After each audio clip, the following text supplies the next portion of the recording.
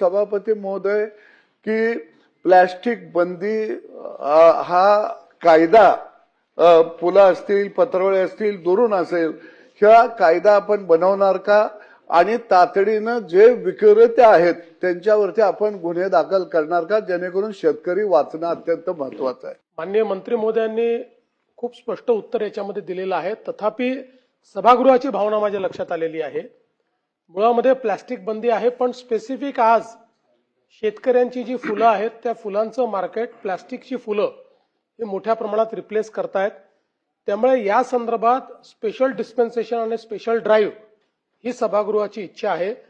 त्यामुळे निश्चितपणे त्या संदर्भात आता हे जे काही नोटिफिकेशन आपण प्लास्टिक बंदीचं काढलेलं आहे याच्यासोबत त्याच्या अंतर्गत एक स्पेशल नोटिफिकेशन स्पेसिफिक प्लास्टिकच्या किंवा तत्सम फुलांच्या बंदीच्या संदर्भात स्पेसिफिक मेन्शन करून ते काढलं जाईल। त्याकरता वेगळी यंत्रणा तयार करण्यात येईल आणि महानगरपालिकांना देखील सूचना देण्यात येतील, त्यांनाही अधिकारित्या देण्यात येईल की त्यांनी अशा प्रकारच्या मार्केट्सवर कारवाई करावी।